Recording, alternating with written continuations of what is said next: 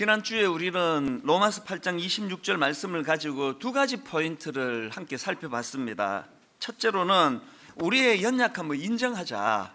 그렇게 강한 척하면 안 된다, 하나님 앞에서. 그래서 우리의 연약함을 인정하기. 그런가 하면 두 번째 포인트는 그 연약함을 그 성령님을 향한 의지함으로 연결하자.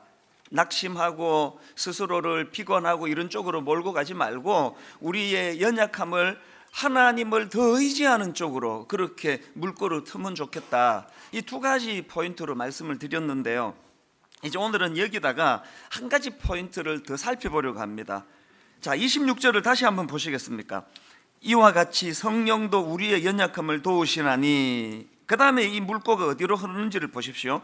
우리는 마땅히 기도할 바를 알지 못하나 오직 성령이 말할 수 없는 탄식으로 우리를 위하여 친히 간구하시느니라. 이 말씀의 흐름이 어떻습니까? 성령님은 우리 연약함을 도와주시기를 원하시는데 그 성령님이 보시기에 우리가 가진 이것도 약하고 저것도 약하고 약한 게 많지만 성령님이 보시기에 대표적으로 가지고 있는 우리의 연약함은 기도할 바를, 마땅히 기도할 바를 잘 모른다는 거예요. 이게 성령님의 인식입니다. 우리는 마땅히 기도할 바를 알지 못하나, 이 기도를 안 하는 게 지금 포인트가 아니고요, 이 기도를 잘못하고 있는 게 우리의 약점이라고. 기도를 안 하는 것도 문제지만 그 잘못된 기도를 하는 이것도 문제다. 지금 이 말씀을 지적하고 계시는 것입니다. 그 정요석 목사님이라는 분이 쓴 기도인가 주문인가 이런 제목의 책이 있는데요, 그 책에 참 재밌는 한 대목이 나옵니다. 그 배상문 선수라고 아시죠? 그 골프 선수요. 2013년도 미국 PGA 투어 챔피언십에서 우승을 한 선수인데요, 이제 이 선수가 우승하기 2년 전에 이제 그 미국 PGA 투어 자격 시험이라는 게 있는데요, 거기에 이제 합격을 한 거예요. 그래서 어느 언론하고 이제 인터뷰를 하는데 이렇게 말했습니다. 엄마의 기도빨 덕분에 합격한 것이라고 봅니다. 그래서 이제 그 배상문 선수 어머니가 크리스찬이구나, 크리스찬인데 중에도 기도에 열심인 크리스찬이구나, 이제 그런 생각을 했는데요, 이제 2년 뒤에 그 선수가 PGA 투어에서 이제 첫 승을 거두고 나서 그 어머니가 인터뷰한 내용을 보니까 이런 인터뷰를 한 겁니다. 부처님이 기도를 들어주셨네요. 그저 고마울 따름입니다. 이렇게 인터뷰를 하시더래요. 그리고 또 그 배상문 선수도 인터뷰에서 이런 말을 했습니다. 경기가 한국 시간으로 새벽에 열리는데 엄마가 그 시간에 절에서 줄곧 기도하신다고 들었습니다. 여기서 우리가 뭘 깨달아야 됩니까? 뭘 알아야 됩니까? 신을 설득해가지고 뭔가를 얻어내는 차원에서의 기도는요, 기독교의 전유물이 아니에요. 모든 종교의 공통된 그 수능 시험 같은 날 보십시오. 부처님한테 기도하는 분들은 우리보다 훨씬 정성이에요. 우리는 그냥 앉아서 그냥 눈만 감고 기도하는데 그분들은 섰다가 앉았다 절했다가 손등을 또 이렇게 뒤집었다가 보니까 정말 정성이에요. 저같이 허리 안 좋은 사람은 하여튼 이쪽이 나아요. 앉아서만 기도하니까. 정성으로 치든 뭐로 치든 그 다른 여타 종교하고 기독교하고 이게 차이점을 발견할 수가 없습니다. 그럼 차이가 뭐냐? 여러분이 무속신앙인들을 가만히 보면은 여기 점 보러 가는 사람들, 이분들에게서 나타나는 공통된 특징이 뭐냐 하면은요, 이런 무속신앙의 기도의 강력한 특징은요, 그 초점이 오직 자기 자신에게 맞춰져 있다는 특징이에요. 그래서 무당이 인격적인지 아닌지 이런 건 거의 관심이 없습니다. 용하나 용하지 않나. 무속신앙인들이 드리는 기도의 결정적인 특징은 그 기도의 초점이 자기 자신에게 있기 때문에 그 기도를 응답하시는 대상인 상대방, 그 신에 대해서는 관심이 없습니다. 여러분 그 드라마 같은 거 보면은 이런 대사를 가끔씩 듣지 않습니까? 하나님이시여, 부처님이시여, 알라신이시여, 누구든 좋으니 내 기도 좀 응답해 주세요. 이런 이야기의 강조점이 뭐예요? 그 초점은 기도 응답해 주시는 상대방 신이 아니라 자기 자신이에요. 자기 자신. 우리가 지금 하나님 앞에 드리는 기도가, 왜 지금 열심히 지금 기도하고 있는데 성령님은 네한테 제일 약한 게 뭔지 아니? 너는 마땅히 기도할 바를 잘 모른다. 왜 이런 말씀을 하시는가? 에릭 바즈허프라는 분이 쓴 책 중에서 가장 잘못 사용된 성경 구절, 이런 제목의 책이 있는데요, 그 책에 보면은 이제 우리가 기도할 때 마무리로 예수님 이름으로 기도합니다 이렇게 마무리하지 않습니까? 이게 지금은 거의 막 습관적으로 막 주문 외듯이 그렇게 기도 끝을 알리는 어떤 신호로밖에는 사용이 안 되는데요, 사실은 이 기도가 진짜 중요한 의미가 있다는 거예요. 예수님께서 요한복음 14장 14절에서 하신 말씀 기억하십니까? 내 이름으로 무엇이든지 내게 구하면 내가 행하리라. 지금 여기에 기도 응답에 대해서 말씀하시면서 그냥 기도하면 응답된다가 아니라 내 이름으로 구하면, 내 이름으로. 이게 지금 뭘 의미할까요? 우리 주님은 내 기도 속에 개입하기를 원하신다는 거예요. 개입하기를. 그래서 우리가 예수님 이름으로 기도합니다라고 고백할 때마다 뭘 떠올려야 돼요? 내가 드린 이 기도에 응답을 이끌어내시는 분도 하나님이시지만 이 기도가 가능하도록 돕는 분도 하나님이시라는 사실을 고백하는 거예요. 그래서 장로님이 대표 기도할 때 이제 맨 마지막에 예수님 이름으로 기도합니다 하면 모두가 다 아멘 할 때 그 기도가 다 이루어질 줄로 믿습니다라는 고백도 포함돼야 되지만 그것만 갖고는 안 됩니다. 방금 이 마무리 기도할 때 예수님 이름으로 기도합니다 했기 때문에 아버지, 저 장로님의 기도가 저 장로님의 개인적인 생각, 개인적인 욕심, 저 장로님이 개인적인 뜻으로 구한 게 아니라 거기에 예수님의 뜻이 개입된 기도, 예수님이 기뻐하시는 기도, 예수님께서 개입하신 기도가 되기를 원합니다. 아멘. 그 마음이 담겨져 있어야 된다는 거예요. 그래서 기도인가 주문인가라는 그 책에 보면은 이런 내용이 나옵니다. 이런 기록을 한번 들어보세요. 기도를 이익의 방도로 삼아서는 안 됩니다. 기도는 철저히 하나님의 뜻에 맞게 간구해야 됩니다. 그리고 그 다음에 요 한마디가 마음에 꽂히는데요, 기도할수록 자족하는 자가 되어야 합니다. 불교 신자인 배상문 선수 어머니가 기도하면서 자족할 수 있는 답은 딱 하나예요. 그 아들 PGA 투어 우승했다, 이 소식이 들릴 때에만 그 기도의 자족이 이루어지는 거예요.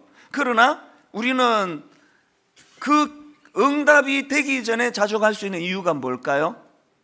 우리의 관심은 기도의 주인 되신 하나님에게 있기 때문에 기도하면 하나님을 깊이 알아가고 깊이 알아가다 보니 하나님의 뜻을 분별할 수 있으니 응답 여부와 관계없이 자족이 이루어지는 거예요. 이게 바로 지난주 그 바울의 기도, 고린도후서 12장 9절에서 가시를 제거해달라는 바울의 기도의 내용 아닙니까? 다시 한번 보시겠습니까? 나에게 이르시기를 내 은혜가 네게 족하다, 이는 내 능력이 약한 데서 온전하여짐이라 하신지라. 그러므로 도리어 크게 기뻐함으로. 뭘 크게 기뻐했다고요? 응답 안 된 걸 도리어 기뻐했다는 거예요. 이게 무속인들이 구하는 기도와 우리가 하나님께 드리는 기도의 차이라는 겁니다. 그래서 오늘 이 부분에 대해서 좀 살펴보려고 하는데요, 자, 이제 좀 더 구체적으로 우리가 마땅히 기도할 바를 알지 못하는 이유가 뭐냐, 이걸 한 몇 가지로 이제 정리를 해봤습니다. 첫째로요, 여러분, 우리가 마땅히 기도할 바를 왜 알지 못하는가? 그것은요, 기도의 대상이신 하나님에 대해 잘 알지 못하기 때문이에요. 더 정확하게 말씀드리면 기도의 대상이신 하나님에 대해 관심이 없기 때문입니다. 그저 우리 기도가 나 자신에게만 초점이 맞추어져 있는 그 주문과 하나도 다를 바 없는 그 모든 기도의 관심은 응답됐나 응답 안 됐나. 오늘 우리가 이 기도의 대상이신 하나님께 관심을 가진 기도를 드리고 있느냐, 이런 면에서 저는 엘리야가 참 존경스럽습니다. 열왕기상 18장에서 지금 엘리야가 목숨을 걸고 바알과 아세라 선지자들과 대결을 벌이지 않습니까? 이게 뭐 그냥 뭐 응답되면 다행이고 안 되면 할 수 없고 이런 차원이 아니에요. 지금 이거는 목숨을 담보로 싸우는 대결이에요.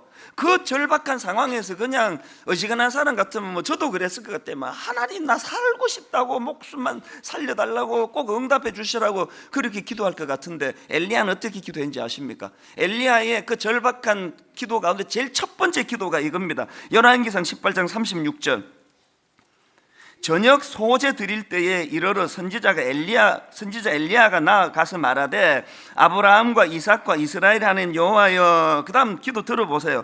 주께서 이스라엘 중에서 하나님이신 것과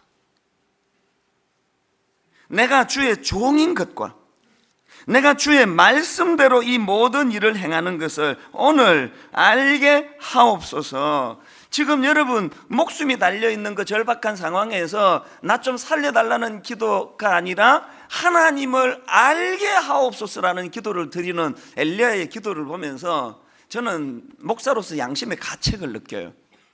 엘리야가 지금 상황적으로 지금 850대 1이에요. 그 절박한 상황에서도 그가 기도하기를 주께서 이스라엘 중에서 하나님이신 것을 드러내게 해달라는 이런 기도를 드렸다는 것. 제가 그 에베소서 1장에 보니까요, 바울도 거의 같은 패턴이에요. 바울이 지금 기도를 하는데 제일 먼저 드린 기도가 뭐냐? 에베소서 1장 17절 우리 주 예수 그리스도의 하나님 영광의 아버지께서 지혜와 계시의 영을 너희에게 주사 하나님을 알게 하시고, 그토록 바울이 지혜와 계시의 성령을 구한 거는 용한 어떤 목사가 되는 점쟁이 같은 목사가 되기 위해서가 아니고 하나님을 알기를 원해요. 하나님을 알게 하시고. 그래서 오늘 아침에 이 말씀을 묵상하다가 보니까 문득 무슨 생각이 드느냐 하니까요, 야, 이런 기도를 받으실 때 하나님 진짜 기쁘셨겠다. 제가 담임 목사가 돼 보니까요, 그 일 잘하는 교역자도 참 이뻐요. 그 뭐 부서를 하나 맡겨놨는데 그 잡음이 들리지 않고 그렇게 척척 잘 해내면은 그 참 이뻐요. 근데 더 이쁜 교역자는 어떤 교역자인지 아세요? 뭐 일 좀 잘하고 못하고가 아니라 자꾸 심정을 통하는 교역자가 이뻐요. 고민이 있으면 그 고민을 나누고, 아픔이 있으면 아픔을 나누고. 근데 어떤 교역자는 참 이상한 교역자, 일도 잘하고 그러는데 저 사람은 나를 뭐 로봇으로 생각하는지 전혀 그 속내를 안 보이는 사람은요, 그런 사람은요 있을 때는 고마운데요, 딱 나가고 나면 뇌리 잊혀지더라고요. 인간관계도 그런 거 아닙니까? 하나님은 어떤 자녀를 이뻐하실까요? 막 흠도 티도 없고 결점도 없는 그런 자녀 아니에요. 하나님은 심정을 통하는 자녀. 아프면 아픈 대로. 시편에 보면은 하나님 찬양만 있는 거 아니잖아요. 막 희노애락이 막 다 나오잖아요. 심지어는 하나님은요, 하나님 앞에 있는 그대로 막 원망을 쏟아놓는 그 자식을 더 이뻐하세요. 왜? 쏟아놔야 설명해 줄 수 있는 거 아닙니까? 여러분, 우리가 하나님을 알기를 원하십니까? 이 무슨 뭐 이게 뭐 제가 무슨 뭐 무당도 아니고 이게 뭐 용한 점쟁이도 아니고 온통 뭐 기도 응답 잘 되는 교회, 뭐 병 낫는 교회, 이런 것만 추구해서는 안 된다는 겁니다. 기도의 대상이신 하나님을 사랑하고 그분을 알아가려고 애쓰는 저와 여러분 되시기를 바랍니다. 그런가 하면은 두 번째로 우리가 마땅히 기도할 바를 알지 못하는 이유가 뭐냐? 하나님 뜻을 모르기 때문이에요. 인격자이신 하나님 자체를 관심이 없는데 그분의 뜻을 어떻게 알겠냐고요. 오늘 본문도 가만히 한번 보세요. 26절 이와 같이 성령도 우리의 연약함을 도우시나니. 이게 뭘 돕느냐? 여러분 원어로 보면은요, 여기 나오는 그 도우시나니 할 때 이 돕는다라는 단어는 그 붙잡아주고 지탱해주는 손을 강조하는 단어예요. 그래서 더글러스 무라는 신학자는 그 책에서 여기 나오는 도우시나니를 이렇게 설명합니다. 합세하여 돕다, 짐을 함께 지다라는 뜻을 함축한 그런 뜻이다. 뭘로 의미할까요? 성령님이 합세해서 우리 연약함에 의해 부과된 짐을 도우신다는 게 뭘 의미합니까? 여기에 하나님의 뜻이 뭐라고 생각하십니까? 하나님은요 우리를 응석바지 마마보이로 키우기로 하지 않으세요. 결국은 하나님은 우리에게 힘을 북돋아 주시고 용기를 북돋아 주심으로 내가 너 손잡아 주고 있다는 사실을 인지하게 하심으로 결국은 주저앉아 있던 자리에서 우리가 일어나 걸어가기를 원하시는데, 여러분 기도 녹음해서 들어보세요. 처음부터 끝까지 주님이 다 해 주시옵소서요. 다 해 주시옵소서. 나는 일어날 마음도 없고 뚜벅뚜벅 걸어갈 마음도 없으니 주님이 그냥 업고 가달라는 거 아닙니까? 하나님 뜻을 모르는 거예요. 이 26절의 흐름을 가만히 한번 보세요. 만약에 그런 방식이라면요 성령님이 탄식할 이유가 하나도 없어요. 뭐로 탄식하고 계십니까? 그냥 뻗떡 들어가시고 옮겨줘 버리면 되지. 탄식하신다는 건 뭘 의미합니까? 뭐가 내포되어 있습니까? 저 녀석이 힘없고 일어나 움직여야 되는데 안 움직이고 있는 그 현실을, 그 연약함을 탄식하시는 거 아닙니까? 하나님 뜻을 모르는 상태로 기도하면요 그건 정말 주문에 불과해요. 왜? 하나도 응답 안 될 건데 마마보이를 키워달라고 기도하는데 하나님이 그 기도 들어주시겠습니까? 분당 우리 교회가 14년 동안 달려오는 동안에 여러분 제가 월요일마다 두통이 오고 화요일마다 일거리가 많아서 막 숨이 턱까지 차고 하나도 안 도와주세요. 하나도. 상담 원하는 사람 점점 더 늘어나지. 성령님이 그 상담하는 사람 나한테 다 보내라 안 그러세요. 제가 하기를 원하세요. 제가 그 일들을 감당하기를 원하신단 말입니다. 짐 자꾸 들어 달라고 그렇게 기도하면 그럼 너 조기 은퇴해라 그러시겠죠. 그건 또 싫거든요. 조기 은퇴하기 싫으면 어떻게 해야 됩니까? 하나님 다 해주세요가 아니라 하나님 주시는 힘으로 내가 일어나기를 원합니다. 내가 걸어가기 원합니다. 내가 달려가기 원합니다. 오늘도 힘겹게 내게 맡겨진 일 최선을 다해서 다 하겠습니다. 그게 하나님이 오늘 본문에서 말씀하시는 뜻이거든요. 주시옵소서, 주시옵소서. 그 마마보이 같은 기도는 더 이상 하시면 안 됩니다. 물론 연약하다 보니 뭐 그런 기도 이해는 하지만, 그렇기 때문에 우리가 이 마땅히 기도할 바를 알지 못하는 하나님 뜻을 모르는 인생이기 때문에 우리는 어떻게 해야 됩니까? 자꾸 하나님의 뜻을 구해야 돼요. 그래서 예수님이 주기도문 기도를 가르치신 기도 마태복음 6장 9절 10절에서 기도를 어떻게 가르치십니까? 그러므로 너희는 이렇게 기도하라. 어떻게 해요? 하늘에 계신 우리 아버지여 이름이 거룩히 여김을 받으시오며 나라가 임하오시며, 그 다음에 뜻이 하늘에서 이루어진 것 같이 땅에서도 이루어지이다. 자기 뜻이 아닌 하나님 뜻을 구하면서 그 하나님의 뜻이 내 기도를 통해 이 땅에서도 이루어 달라고 기도를 한다면, 여러분 기도하는 사람들이 내 한 교회로만 사람들 끌어모으려고 혈안이 되는 이런 짓을 하겠습니까? 하나님의 뜻이 이 땅에서 이루어지기 위하여 돈 걸으면서 막 그냥 지금도 다 죽을 때까지 다 못 쓰고 남을 돈을 갖고 있으면서 더 그냥 없는 사람들 그 전셋값 좀 올리지 말자고. 전셋값 좀 조금씩 그렇게 약한 이웃을 돌아보고 살피고 이런 마음을 갖는 게 기도하는 사람의 기도. 하나님의 뜻이 이 땅에서 이루어지는데 누구의 기도를? 내 기도를 통해서 이루어지기를 원한다는 겁니다. 그래서 마태복음 7장 21절에 나더러 주여 주여 하는 자마다 다 천국에 들어갈 것이 아니요 다만 하늘에 계신 내 아버지의 뜻대로 행하는 자라야 들어가니라. 로마서 12장 2절 너희는 이 세대를 본받지 말고 오직 마음을 새롭게 함으로 변화를 받아 하나님의 선하시고 기뻐하시고 온전하신 뜻이 무엇인지 분별하도록 하라. 기도하시는 사랑하는 성도님, 여러분이 그렇게 기도하신다면 이 하나님의 뜻이 이루어지도록 하나님의 뜻을 분별할 수 있는 영안을 구하는 저와 여러분 되시기를 바랍니다. 마지막 세 번째로요, 우리가 마땅히 기도할 바를 알지 못하는 이유가 하나 더 있는데 그게 뭐냐 하니까 하나님 심정을 모른다는. 하나님 심정을. 그 하나님에 대해 무관심하니 하나님 뜻에 어떻게 관심이 있고 하나님의 그 심정을 알 수가 있겠냐고요. 그런데 여러분 저는 이 하나님의 심정의 관점으로 26절 27절 읽으니까 진짜 감동이 물밀듯 밀려오는 겁니다. 26절을 먼저 한번 보시겠습니까?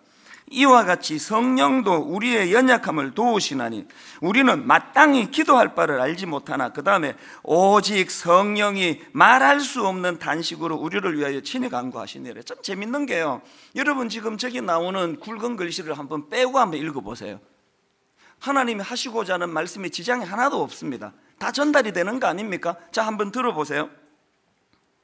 이와 같이 성령도 우리의 연약함을 도우시나니 우리는 마땅히 기도할 바를 알지 못하나 오직 성령이 우리를 위하여 친히 간구하시느니라. 문장에 지장이 없습니다.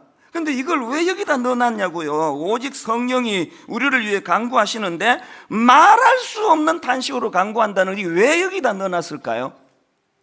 심정을 좀 알아달라는, 심정을. 로봇처럼 그렇게 해야 되니까 하시는 기도가 아니고요. 여러분 그 자식 키울 때 애가 사춘기 방황할 때 부모의 그 말할 수 없는 단식의 그 마음 아시잖아요. 그게 뭐 부모니까 뭐 자식 키워야지 뭐 반듯하게, 그런 게 아니잖아요. 이 하나님의 심정을 놓치는 신앙생활은 참 그건 알맹이를 빠뜨린 신앙이에요. 우리는 늘 하나님의 심정. 27절도 마찬가지 아닙니까? 27절에 보니까 마음을 살피시는 이가 성령의 생각을 아시나니, 여기 보니까 지금 하나님을 어떻게 묘사하는가 보니까 하나님은 우리 마음을 살피시는 이라는. 저는 지난 2주 동안에요, 이 한 대목에 필이 꽂혀가지고요, 자다 일어나도 잠자리에 들어가도 마음을 살피시는 이가. 보통 성경에서 이런 표현은 심판을 의미합니다. 자, 로마서 2장 16절에도 곧 나의 복음에 이른 바와 같이 하나님이 예수 그리스도로 말미암아 사람들의 은밀한 것을 심판하시는 그날이라. 아주 위선적이고 이중적이지만 그 깊은 중심까지도 보시고서 심판하시는 하나님을 강조할 때 이런 표현을 쓰시지만, 여러분 오늘 본문 로마서 8장 27절은 그런 의미가 아닙니다. 여기에서 지금 마음을 살피신다는 그 표현은 어떤 표현이겠습니까? 그렇게 약해서 맨날 상처나 받고 또 그러면서 자존심은 세가지고 전혀 상처도 안 받은 척하고 그냥 문제 없는 척하고 앉아있지만, 하나님은 그 마음을 살피신다. 그 마음을, 그 약하디 약한, 그래서 상처받는 그 마음을 살피신다는. 제가 어느 책에 보니까요, 이 마음을 살피시느니 할 때 이 살피다라는 단어를 설명하기를, 이제 창고에 막 물건이 꽉 차 있는데 어두운데 어떤 사람이 물건 하나 찾으려고 횃불을 들고 막 샅샅이 뒤지고 있는 그 이미지라는 거예요. 그 이미지. 제가 그런 차원에서 이 마음을 살피시느니라는 표현을 보니까요, 딱 엘리야가 850명을 멋있게 영웅의 모습으로 무찌를 때도 우리 하나님은 그 상황을 기뻐 보셨습니다. 그러나 나중에 엘리야가 그 초기 우울증 같은 게 와가지고 살맛이 나지 않고 권력자 그 이세벨이라는 여자의 협박에 그냥 마음이 무너져가지고 로뎀나무 앞에 쓰러져 있을 때도 하나님은 마음을 살피고 계시는 거예요. 어떻게 알게 됐냐고요? 자, 열왕기상 19장 9절을 한번 보십시오. 엘리야가 그곳 굴에 들어가 거기서 머물더니 여호와의 말씀이 그에게 임하여 이르시되 엘리야야 네가 어찌하여 여기 있느냐. 엘리야가 로뎀나무, 사람도 없는 그 광야에 혼자 쓰러져 있는데도 하나님은 네가 어찌하여 여기 있느냐, 정확하게 엘리야를 알고 계시는 건 뭘 의미할까요? 영웅처럼 쓰임 받을 때도 하나님은 그 마음을 살폈지만, 이렇게 그냥 쓰잘데기 없이 초라하게 그 여자 협박 하나에 무너져 가지고 죽으려고 하는 초라한, 이건 더 이상 용도 폐기 아닙니까? 세상 관점으로 하면요, 엘리야 찾을 필요 없습니다. 얘는 이제 됐다, 이 정도 쓰고 그 다음에 또 그냥 준비된 얼마나 종들이 많은데, 세상은요 용도 폐기라는 단어가 득세를 하지만 우리 하나님은 제가 이렇게 아름답게 쓰임을 받을 때나 초라해져 찾아주는 사람이 없을 때나 그 마음을 살피시는 거예요. 심지어는 탕자의 비유에 그 둘째 아들을 그 꼴을 한번 보세요.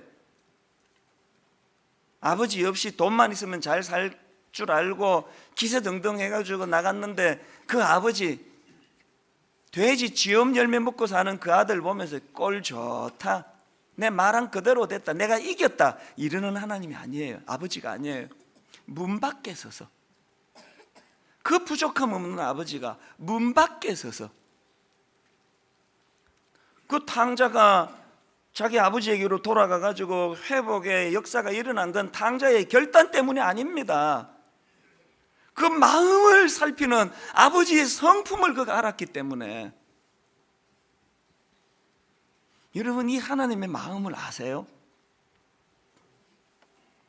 제가 최근에 그 책을 한 권, 신간을 또 하나 냈는데요. 아이덴티티, 예수 안에 있는 자. 굳이 이렇게 제목을 밝히는 그 마음을 아십니까? 보통 제가 이제 책 쓰는 패턴은요, 이제 2달 전에 이제 특별 새벽 부흥회를 했다. 그러면 따끈따끈할 때 말로 이제 옮겼던 걸 이제 글로 이거를 이제 바꾸어 가지고 그렇게 이제 보통 1-2달 전에 했던 설교를 책으로 내는 패턴이었는데요. 이번에 이 아이덴티티, 이 책은요 좀 패턴이 달라요. 옛날에 했던 책이에요. 에베소서 1장만 가지고 그 그리스도인의 아이덴티티를 좀 강조하고 싶어 가지고 1장만 가지고 썼는데, 그러다가 보니까 전에는요 그 특세에서 다 기억이 나 가지고 교정하기도 쉬웠는데요, 이거는 설교한 저도 잊었던 내용이에요. 옛날 설교를 다시 꺼내놓고 원고도 보고 녹취한 것도 보고 그렇게 설교를 다듬다가 어느 한 대목에서 제가 마음이 이렇게 탁 무너진 적이 있습니다. 뭐 오래전에 했던 설교를 해서 못 들으신 분도 많고 또 잊혀졌을 텐데 저도 잊고 있었으니까요. 제가 어느 책에서 본 내용을 그 인용했더라고요. 이 목사님이, 이제 저자 목사님이 그 장례식에 가려고 원효대교를 그 새벽에, 발인 예배는 보통 새벽에 하지 않습니까? 해도 뜨기 전에 그 어둠 속에서 이제 원효대교를 지나다 보니 깜짝 놀란 거예요. 어떤 그 정신 나간 남자 하나가 시커먼 옷을 입고 원효대교 그 차도를 달리, 인도가 뭐 뛰기 불편했나 보죠. 차도를 뛰고 있는데, 밤에 여러분 이 검정색 옷은 위험한 거 아시죠? 이게 식별이 잘 안 돼요. 그래서 이 목사님이 깜짝 놀란 거예요. 그래서 이 목사님이 이제 좀 열받았습니다. 그래서 속으로 뭐 좀 미친놈이 다 있네, 저 목사도 열받으면 이렇게 욕합니다. 이런 미친놈이 어디 있나, 그렇게 이제 화가 나. 그리고는 이제 긴장하니까 속도를 확 줄였겠죠. 천천히 가다가 보니까 그 미친놈이라고 했던 그 목사가 자기 교회 부목사인 거예요. 부교육자가 그 새벽에 양복을 입고, 검정 양복을 입고 가방을 들고 뛰더라는 거예요. 그래가지고 그 목사님이 차 세워가지고 뭐 얼마나 화가 났겠습니까? 네 뭐 하는 짓이냐고, 정신이 있냐 없냐고 그랬더니요, 그 부목사가 너무 당황했겠죠. 담임 목사님이 그 생각지도 않게 나타났으니까. 그 부목사가 하는 이야기가 뭐냐 하니까 최근에 그 2살 된 자기 아들이 간암 판정을 받았다는 거예요. 2살 된 아들이 지금 간암 판정을 받으니까 이 아버지 마음이 더 녹아내리는 거 아닙니까? 그래서 지금 간 이식 수술, 당일에 지금 자기 간을 이식 수술해야 되는데, 불행하게도 자기가 검사를 받아보니까 지방간 수치가 높아가지고 이식이 안 된다는 거예요. 그때부터 이 젊은 목사가요, 뭘 열심히 했나? 신방을 가든 장례식 가든 어디를 가든 무조건 뛰기로 한 거예요. 무조건. 지금 그 목사님하고 목적지가 같아요. 지금 장례식 가고 있는 중이에요. 검은 양복을 입은 거예요. 그 새벽에 검은 양복을 입고 지방간 수치를 내리게 하려고 달리고 있는 그 둘째 아들의 모습을 내 책 원고를 교정하다가 마음이 이렇게 탁 꽂히는 거예요. 그 아버지의 마음을 아십니까? 그 미친놈 소리를 들으면서 원효대교를 달려야 하는 온통 그 아버지 마음속에 그 2살 된 아들, 어떻게 하면 이거 병 고쳐주나, 그거 하나에 꽂혀 있으니까 체면도 없고 상식도 없고. 예수님이 십자가를 지셨다, 이 상식이 안 맞는 이야기예요. 무슨 놈의 신이 십자가를 지느냐고 안 믿어요, 사람들이.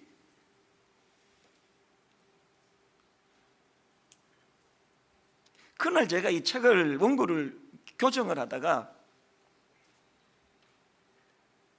뭐 책도 쓰고 교회도 커지고 뭐 유명해지고 여기저기 그냥 뭐 바쁘게 지금 설치고 다니는데, 나한테 빠진 게 이 아버지의 심정 아닌가? 내가 이 아버지의 심정을 아는가? 로마서 5장 6절에서 우리가 아직 연약할 때에 기약대로 그리스도께서 경건하지 않은 자를 위하여 죽으셨도다.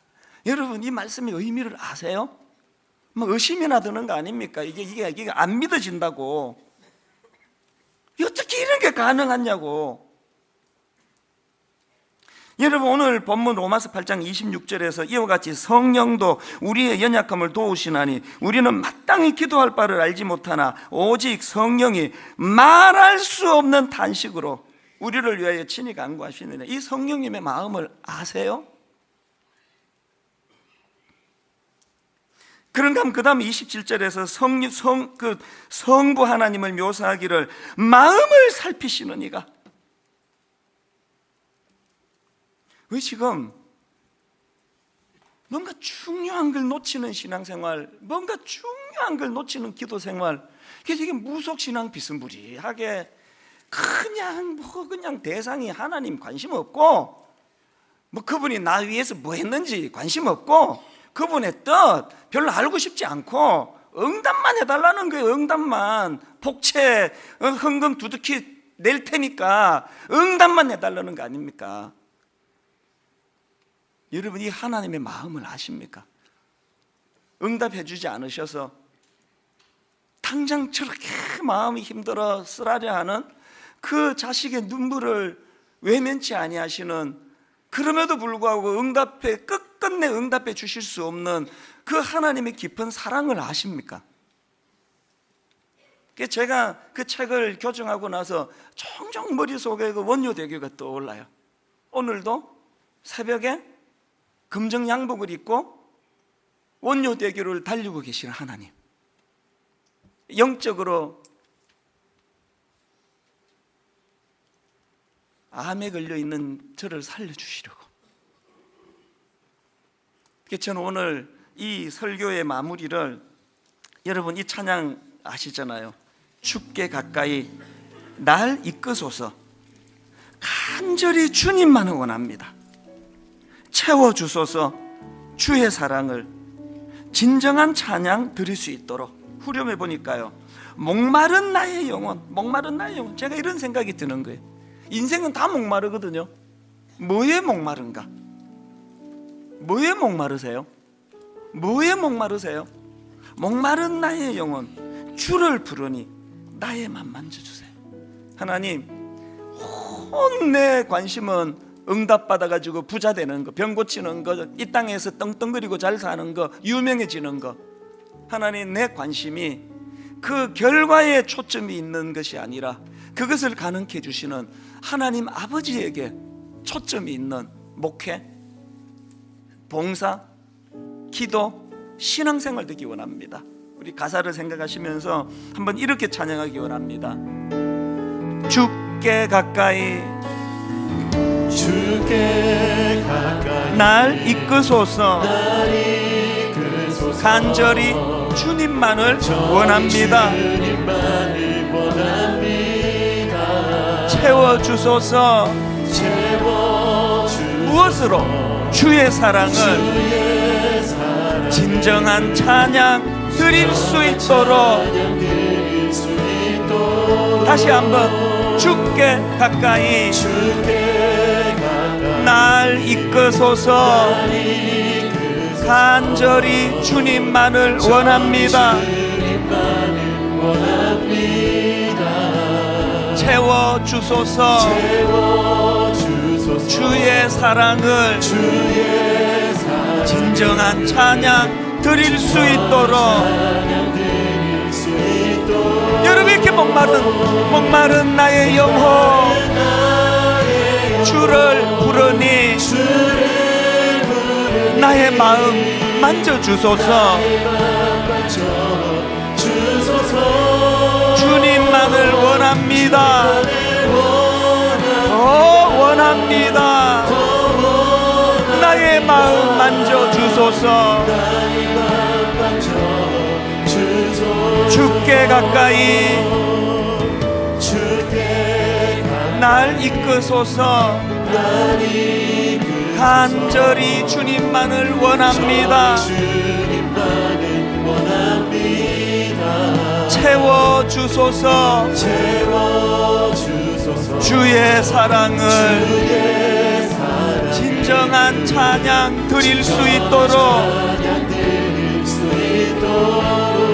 목마른 나의 영혼 주를 부르니 나의 마음 만져주소서. 주님만을 원합니다. 더 원합니다. 나의 마음 만져주소서. 하나님 사랑의 눈으로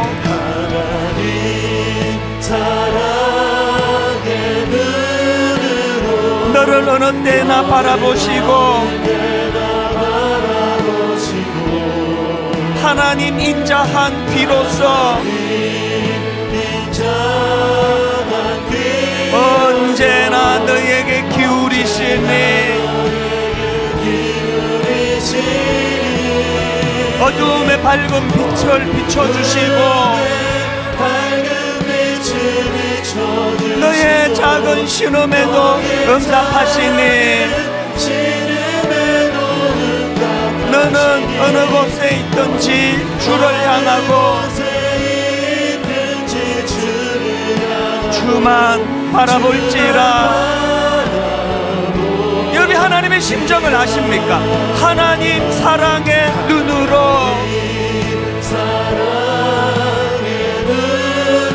너를 어느 때나 바라보시고 하나님 인자한 귀로서 언제나 너에게 기울이시니 어둠의 밝은 빛을 비춰주시고 너의 작은 신음에도 응답하시니 너는 어느 곳에 있든지 주를 향하고 주만 바라볼지라. 기도하실 분 하나님 앞에 기도하시기 원합니다. 한 번 더 하나님 사랑의 눈으로 살아계신 하나님을 더 알기 원합니다. 하나님의 뜻을 분별하기 원합니다. 하나님의 심정을 하나님의 마음을 알기를 원합니다.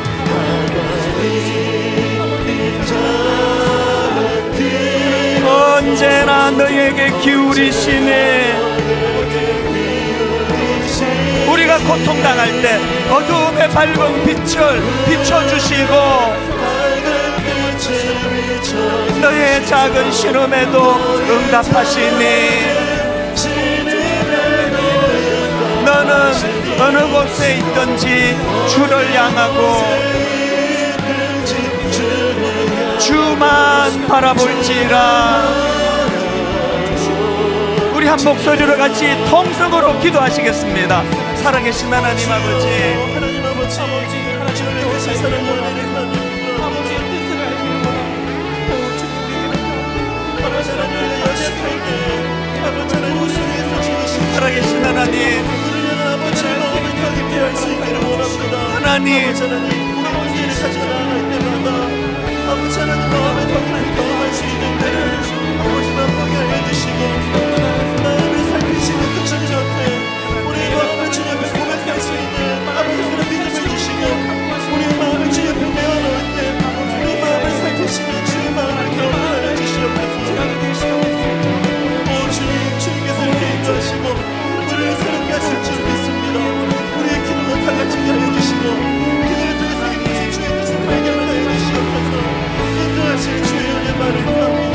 노력하면요 우리의 문제를 주님 앞에 내어놓을 때마다 아버지 하나님 우리의 소망이신 주님을 경험하게 해주시고 하나님 아버지 우리에게 맡기신 주님의 능력이 지극히 크시었다는지를 깊이 깨닫는 은혜를 맛보게 하여 주시옵소서. 아버지 하나님께서 기도하시고 계속 기도하실 분 계속 기도하시고 우리 하나님의 마음을 이렇게 찬양하기 원합니다. 하나님의 사랑을 사모하는 자, 하나님의 평안을 바라보는 자, 너의 모든 것 창조하신 우리 주님이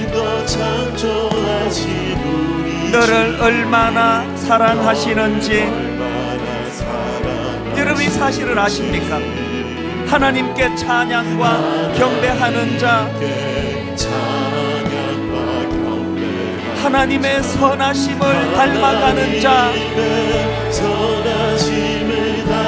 너의 모든 것 창조하신 우리 주님이 너를 자녀 삼으셨네. 여러분 이 사실을 아십니까? 하나님 사랑의 눈으로 너를 어느 때나 바라보시고 하나님 인자한 귀로서 언제나 너에게 기울이시니 우리가 고통 속에 빠질 때 어두움의 밝은 빛을 비춰주시고 너의 작은 신음에도 응답하시니 너는 어느 곳에 있든지 주를 향하고 주만 바라볼지라. 우리 다 자리에서 일어나셔서 하나님 사랑의 눈으로 너를 어느 때나 바라보시고 하나님 인자한 귀로서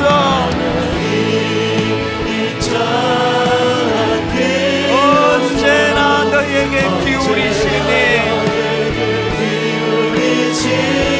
어둠의 밝은 빛을 비춰주시고 너의 작은 시름에도 응답하시니 너는 어느 곳에 있든지 주를 향하고 주만 바라볼지라. 주만 바라볼지라.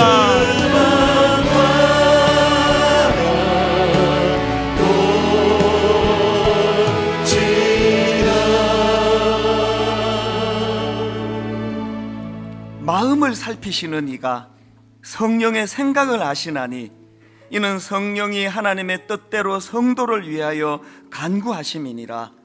하나님을